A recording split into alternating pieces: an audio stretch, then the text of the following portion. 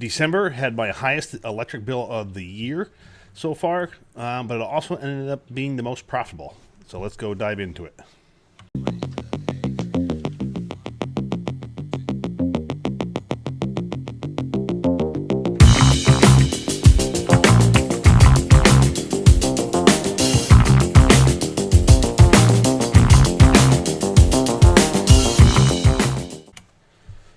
Rescue's Crypto Cave here, and we're going to look at December's profitability and also have like an overview for the year and things like that. I'm not going to go into great detail as far as every single month, but just like a general overview as like the income statement page that I have. Oop, gotta turn on dark mode. This will help a little bit. It's not perfect, but it's a whole lot better than what the other one was. But this is my electricity tracking sheet, basically, as far as where I track my total bill, the amount of kilowatts I used, so on and so forth. December was a little bit different, just because I just had a quick check to see if the mic was working, just because the switch over between my electricity providers, the first half of the month from December 1st to the 14th, I was with Inspire, still on the unlimited plan. So as you can see, my power rate was just over 5 cents. And then I had to switch to New Wave because the Inspire no longer offered the unlimited plan, so it more than doubled. And it's actually going to be even higher than that because this is only for the first month, so this is only good until January 14th, and then I'll have to switch it again. There's some providers out there that are in the 12-cent range, ballpark, something like that. I'm going to see what I could do to get something in this range, hopefully better, but more than likely it's going to be in the 10 to 12 cent range is where I'm going to end up at. But anyway, so I had to break down the first half of the month at the old rate and the second half of the month at the new rate, just because previously this was all on the unlimited plan, so it was the same. This because the billing period for my electricity provider is basically right around the 15th is when it ends. So, or when the new period starts. So it ends on the 14th. So it's kind of awkward because it's not exactly a full month, but it didn't really matter here because it was that way the entire year. So now with the switch over, I think calculating electricity costs for each month is going to be a bit of a chore. So hopefully I can lock into something longer term and go from there. But either way, whatever. But as you can see, this is the amount of kilowatts used on each different devices. So the 1660 Ti's, this is all from the reported from the Wemo device. And they broke it down between the first and second half of the month. Same thing with the 2070s, same thing with the 3070 Ti's. And this is the mining shed for the first half of the month and the second half of the month. The majority of the month, I was probably mining some lower power algorithms. I was mining some Neoxa earlier on in the month and then switched off, but I did add some new hardware.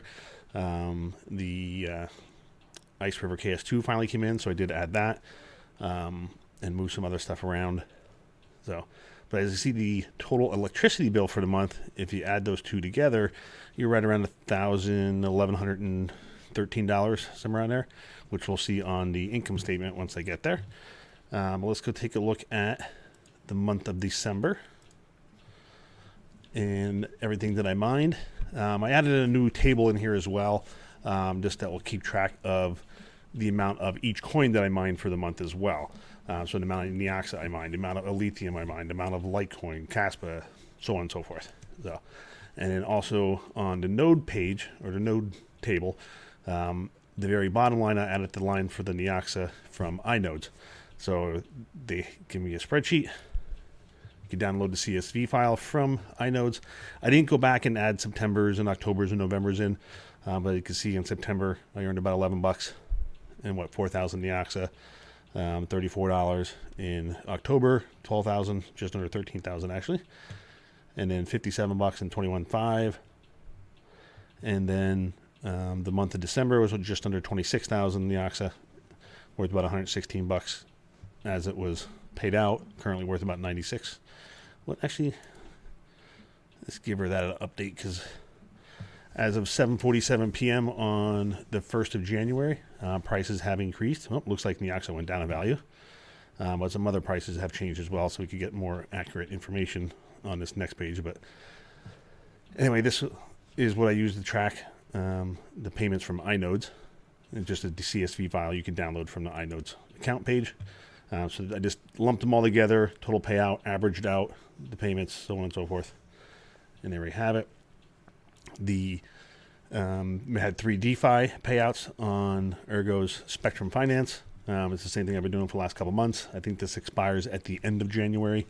And then more than likely, I'll probably just re-up it because it's making a few extra bucks for not really doing anything. So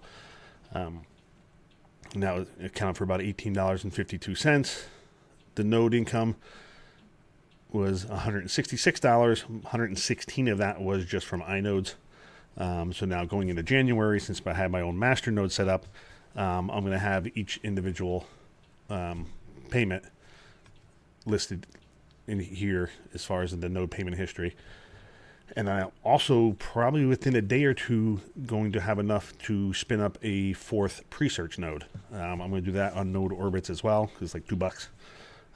My first couple were on Rack Nerds for like $1.99, something like that it was. I did those for a year. Those are probably going to expire sometime in the spring, I think, somewhere in there. And then the other one, my 4th one is on a Raspberry Pi here at home. So the new one will be the 4th pre-search node. That will be effective in January. And also the first Neoxa node payout will be in January as well. But if you look over here, this is all the different payouts. There's going to be a lot of payments just because of Carlson. I was mining Carlson, selling it right away. And that was right around the beginning of December. So I did a lot of the mining of that. And then Pyron took over. So you see they did a whole lot of mining of Pyron as well. And then continued to do the 2 payouts for NiceHash on the 31st and the 15th. So the 31st payout was 0.0118729 Bitcoin, worth $500.81. Current value, it's up $31. Nice. So I actually got the alert on my phone. Bitcoin's knocking at the door of 45K, which is awesome. And then the other payout was on the 15th, which we got right here, 0.011600033. Worth about $485 at the time. They're currently worth about $519. So that is looking good. But here is the new chart that I added. Here you can see total income for the month as well, $3,273.79. Current value, $32.40.78. For roughly, if I sold everything right now, it would be a capital loss of $33, which I'm guessing the majority of that is probably going to be, there's some money lost on Neoxa. Not sure why it says current value is 0, but because I thought I logged what I sold, but maybe that would be a few dollars there. But lithium, that lithium payment is down $10. Another lithium is down about 10. Yeah, so that's probably the majority of it is that. But anyway, back here, the total mined lithium for the month was 579. Total Bitcoin mined for the month, 0.02347162. Dynex, mined 100 Dynex in the month, 83 Dogecoin. That's just a mini Doge Pro, which I'm probably going to be shutting off. I didn't do it yet because I'm starting to get close to another payout. So I was like, oh, might as well just leave it run for another payout. But keep doing that same bullshit over again. Probably happen next month, but it's going to get shut off here eventually. Ergo, there was a little bit mined earlier in the month.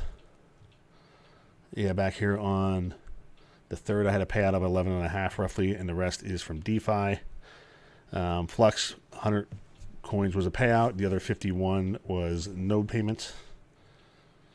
And Caspa, that is, most of that is on the KS2. I believe 4,000 is from the KS2. I believe, something like that.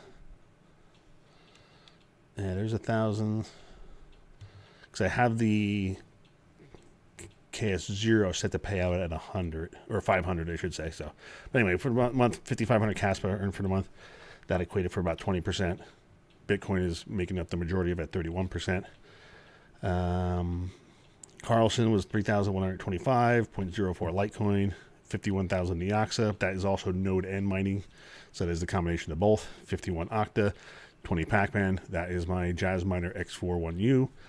1,300 Pyron, 2,500 Radiant. That was early in the month as well. Chia, I just had a Chia 16 gigabyte starter kit.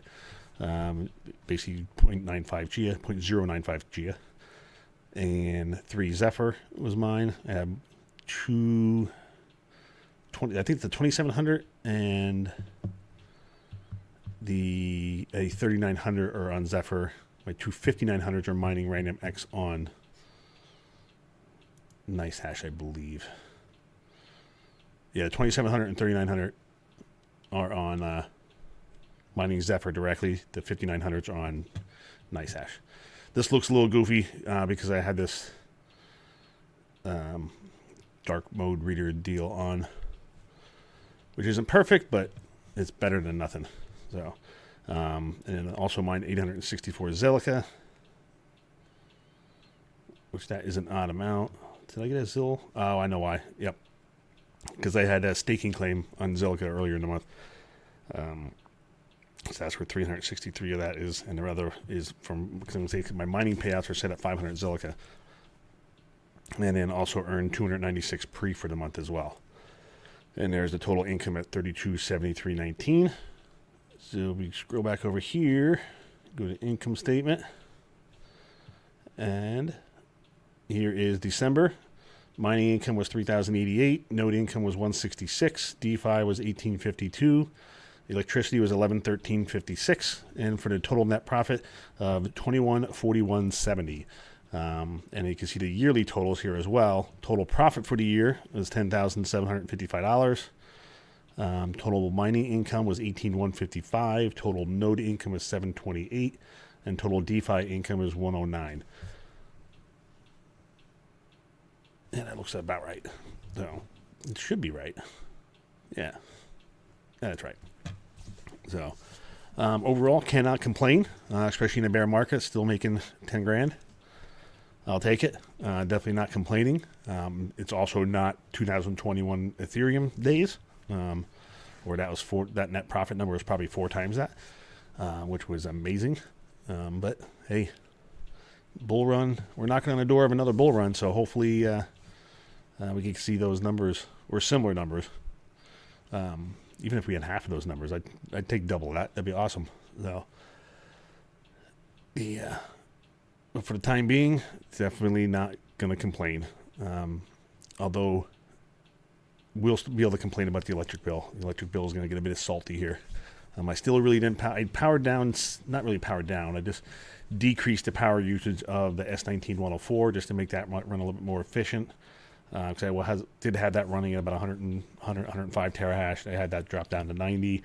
The S19K Pro Plus was running at about a 105, 110. That is currently running at 90, 95-ish. I still have the S19K Pro running at 130 terahash because that's still way more efficient at the 130 terahash than the other two miners are, like the 104 and the 120. So I'm still working on some hosting deals. Looking to see what I can do there. BitCap is an option. They have a nice low fee and also a nice low power rate. We're not as low as I had before, but lower than what I have now, put it that way. So that will be an option. I still did not turn on the Cadena miner because that is still profitable. Even at my power rate, it is still profitable, but I don't have the power available to turn it on. I need to figure something out with the S19K Pro and get that hosted somewhere to free up some power at the house, or add another breaker to my panel, which then I would also need a new panel because I only had the 100 amp sub panel to start with, and I'd have to make it probably like a 150 or so. So that is a lot more involved, and maybe easier just to ship my S19K Pro out to have it hosted. Plus the electric rate will be lower than what I could get anyway, and that will free up some power here that I could turn the Cadena miner on. I could turn the S19J Pros on and off as needed. The Ice River KS2, that's probably going to be on indefinitely just because it doesn't use a ton of power and it's still quite profitable. Even at the network hash rate of 130 terahash or whatever the hell it is right now, but it's crazy high. Because I'm only yielding about 180, 185 Caspa a day now. Even when I first got it, it was well over 200, 220, 230, and it's already dropped like 50. So it's just going to keep going down. And there's another, see, today's the 1st.